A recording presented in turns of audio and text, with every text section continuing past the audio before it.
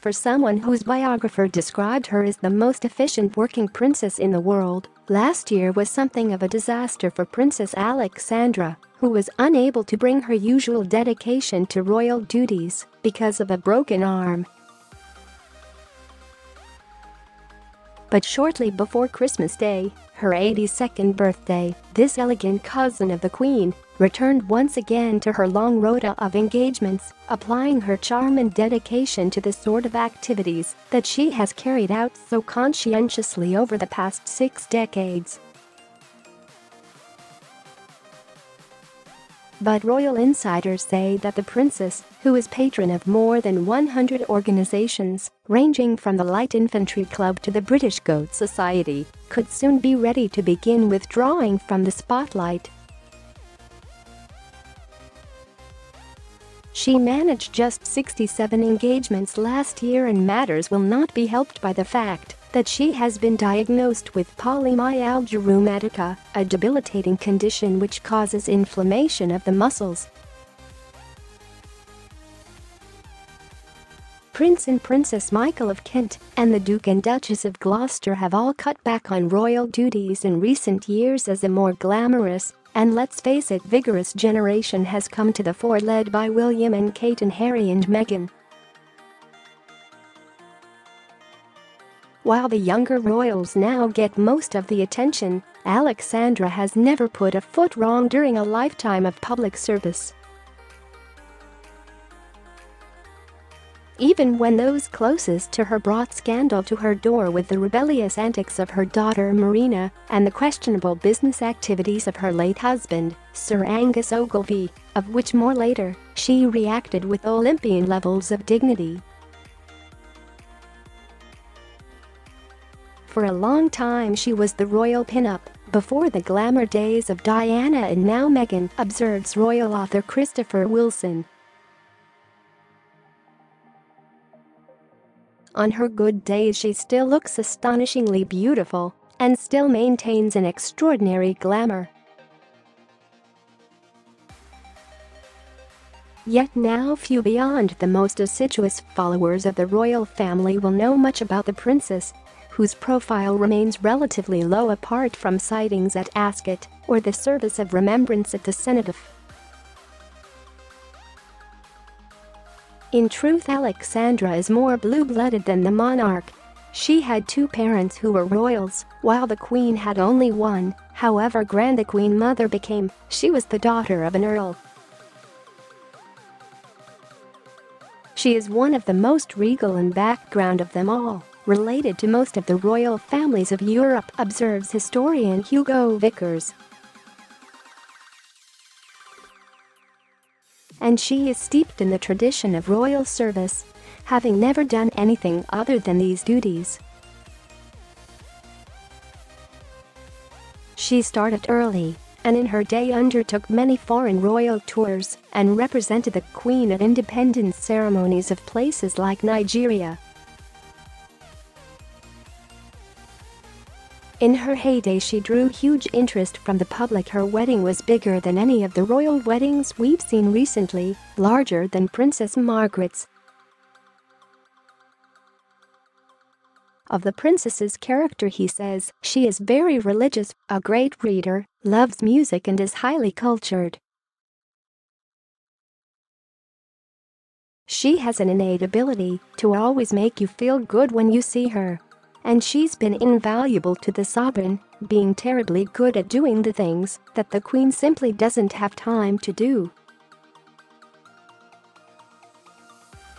Her royal style is calm, dignified and unflashy, which is in stark contrast to some of the more lurid events that have surrounded her life. Her father, the Queen's uncle, Prince George, Duke of Kent, was a man for whom the phrase "not safe in taxis" could have been coined. He cannottled with ladies and the occasional chap before enduring his marriage to Princess Marina, granddaughter of King George I of Greece. Prince George died in a plane crash in Scotland in 1942, and because no one had anticipated such an early death, he was 39, His princely income dried up almost instantly. Alexandra, together with her brothers Eddie, the Duke of Kent, and Michael, Prince Michael of Kent, grew up in relative poverty at their Buckinghamshire home. Her early years were scarred by the sale of treasured family possessions, but there was just enough money to educate her, and she became the first royal princess to be sent away to school at Heathfield in Sussex rather than being taught at home. When her cousin Elizabeth became queen, Alexandra shot up the royal batting order to become sixth in line to the throne. In 1963 she married the affable Angus Ogilvy, the son of the Earl of Airlie, and at the Queen's invitation the newlyweds spent their honeymoon on the Balmoral estate. It was there that Alexandra felt her first breeze of scandal, when she was caught by a photographer frolicking with Angus in a field. The highly revealing images of the amorous couple became legendary among those editors who saw them, but the more deferential climate of the time towards the royals meant they were never published. Soon after, the princess found herself unwittingly embroiled in another furor when rumors began circulating over a supposed affair she had enjoyed with Prince Philip. This caused obvious discomfort to poor Angus, although the tittle-tattle has always been dismissed as hurtful and preposterous by those close to them. Eventually Angus was to be the cause of another upset in Alexandra's life, this time financial. At the outset of his marriage, Ogilvy had announced that he would continue his career in the city, privately stating that he had no intention of being a kept man. But his directorship of the mining company Lonrose saw him being damned as negligent in an official report when corruption was exposed. It was an affair that led the then Prime Minister, Edward Heath, to damn it as the unacceptable face of capitalism. A shamefaced Ogilvy had to resign his business connections, and the sorry matter took a toll on his health and he began to drink and smoke heavily. The pressure eventually led to the next crisis in his family's life, their betrayal by their black sheep daughter, Marina, who at 37 had sold her story to a tabloid, peddling lurid tales of her father's excessive drinking and her snarling mother. But Marina was eventually forgiven, although the stress took its toll and Ogilvy, suffering throat cancer, was brought home to die the day after his wife's 68th birthday in 2004. Once asked what it was like living with a princess, he said, "People don't realize what a costly business it is. My wife wouldn't do it unless she did it in the proper style, and I wouldn't allow her to do it on the cheap." Marina, the black sheep Princess Alexandra, has always been the soul of discretion, but the same cannot be said for her forthright daughter Marina. Her rebelliousness first manifested itself in her late teens, when she posed for a fetish magazine dressed in a crown, rubber jumpsuit and surrounded by gorgeous and other raunchy photographs like the one below.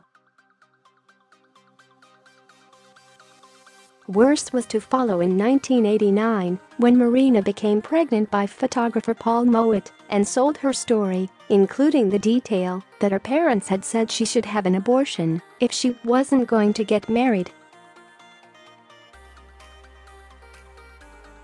When she did tie the knot with Mowat in 1990, above, she was 5 months pregnant and wore a black dress as she walked down the aisle. Her daughter's Ascot was followed in 1993 by a son Christian, but her marriage ended 4 years later amid claims of violence. Marina said it had ruined her life, and a legal battle followed over access to the children. She struggled financially afterwards, and it emerged she was on benefits. Marina was finally allowed back into the royal fold and now lives quietly in a cottage in the grounds of Windsor Castle.